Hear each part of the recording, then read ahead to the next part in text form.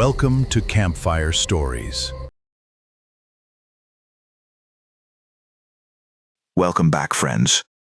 When we left the sisters' barns, they were lying awake in a dark room in Conception Bay, each one guarding a secret from the other.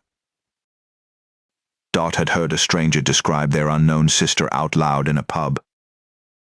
And Mo, quiet as a cat, had decided that in the next town she was going to find out for herself just what her baby sister was up to. Tonight, they come to a place called Heart's Content, and Mo goes looking. Marty Heart's Content. What a name for the town where it all comes apart. Tell me about it. It is a real place, Carol, on the Baccalieu Trail, and it earned its little bit of history in 1866 because Heart's Content is where they brought the great transatlantic cable ashore. The first one that held.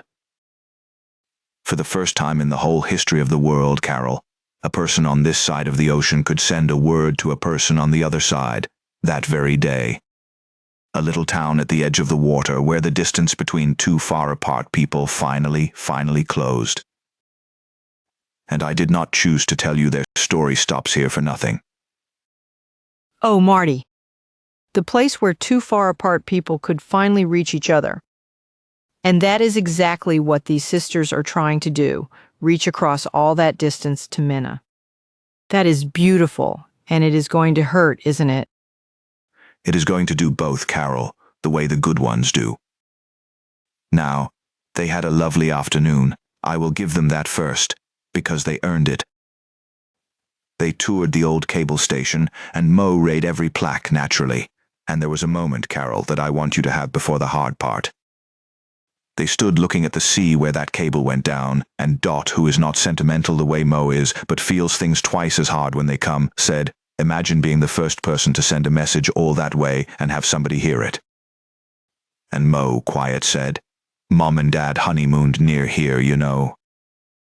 And the two of them stood there a while thinking about their parents, young and in love, before either sister existed, and it was the sweetest hour of the whole trip. And it was the last easy one. Oh, I want to freeze them right there, looking at the water, thinking about their mom and dad. Because I know you, Marty. What happens back at the inn? What happens, Carol, is that Mo was not well. She had been dizzy on and off since St. John's, hiding it, blaming the boat, the rum, the hills.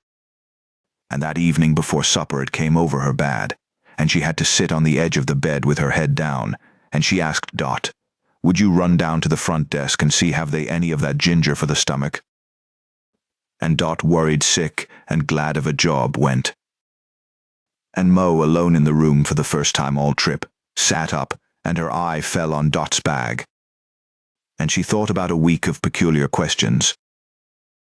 And Maureen Barnes, God help her, did a thing she is not proud of. She opened her sister's bag and looked inside. Oh, no. Oh, Marty. She is going to find the folder. The DNA papers. Minna's photograph. All of it. All of it, Carol. A blue folder tucked down the side, and in it the printout from the DNA website with a name and a match and a percentage. Pages in Dott's handwriting, phone numbers, a ferry schedule to Fogo with a date circled. And a photograph, printed off a computer, of a white-haired woman standing in front of a saltbox house, a woman Mo had never seen in her life, and yet, Carol. And yet. Mo stood there holding that photograph under the lamp, and the room went very quiet, because the woman in the picture had their father's chin. Jerry Barnes's chin, the one Mo saw in the mirror every morning of her life. On a stranger's face.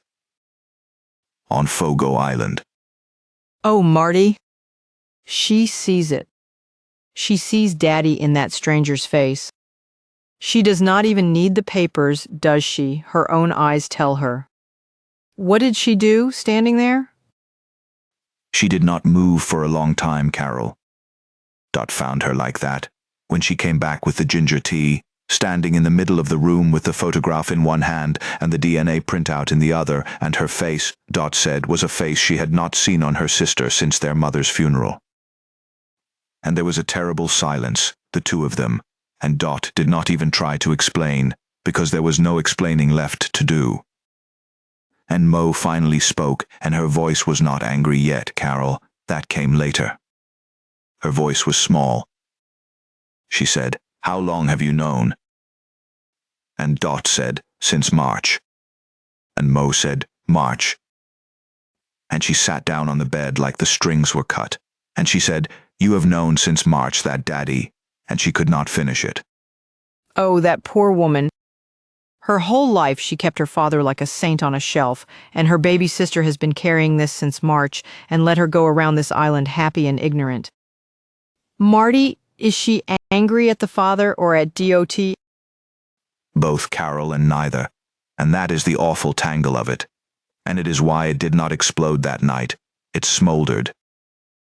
Because part of Mo, the part that reads people, understood in an instant why Dott had hidden it, understood she had done it out of love, to protect the very picture of Daddy that was now lying in pieces on the floor. And part of Mo was so hurt, so blindsided, so furious at being managed, at being the last to know a thing about her own family, that she could hardly look at her sister. And under all of it, Carol, was the thing Dott did not know, the pills, the reason Mo had said yes to this trip, which made being lied to feel like a theft of time she was not sure she had. And all of that, all of it was in the room, and none of it was said, and the two of them went to bed without another word, back to back, for the first time in 69 years. Oh, Marty, back to back and silent. That is the loneliest thing I have heard yet. Two sisters in one room and an ocean between the beds. It cannot stay quiet like that. That much hurt has to come out somewhere. It comes out, Carol. It comes out the very next night in Bonavista on a wharf, and it is the worst fight the sisters Barnes ever had, and I will not soften it for you when we get there. But I will tell you how this night ended, because it is a small thing and it matters. Somewhere in the black hours, Mo, who could not sleep, heard her sister crying. Quiet, trying to hide it, the way Dott cries. And Mo did not turn over, Carol. She was too hurt to turn over. But she reached one hand back across that cold gap between the beds, and she left it there, open, on top of the blanket. And after a while, Dott's hand found it. And they fell asleep like that, not speaking, not forgiving, just two hands holding on across the dark. Because they were still sisters. They were just sisters with a wound now. Oh, Marty, I am undone. They cannot even talk, but they cannot let go either. Two hands in the dark. But you said tomorrow is the worst fight of their lives. On a wharf in Bonavista. I'm frightened for them, and I'm frightened of what Mo is going to say when it finally comes out of her. It is a hard one, Carol, the next part. The hardest of the whole trip, and it needs to be, because you cannot get to where these two are going without walking straight through it. What Mo says on that wharf, and whether the sisters Barnes come back from it, is where we go next time. Until then, friends, sleep warm, keep the fire high, and remember, sometimes the hand that will not turn over is still the hand that will not let go. I'm Marty Shepherd. And I'm Carol, and I need the whole week to get my heart ready for that wharf. Hold your people close and come back for part 4.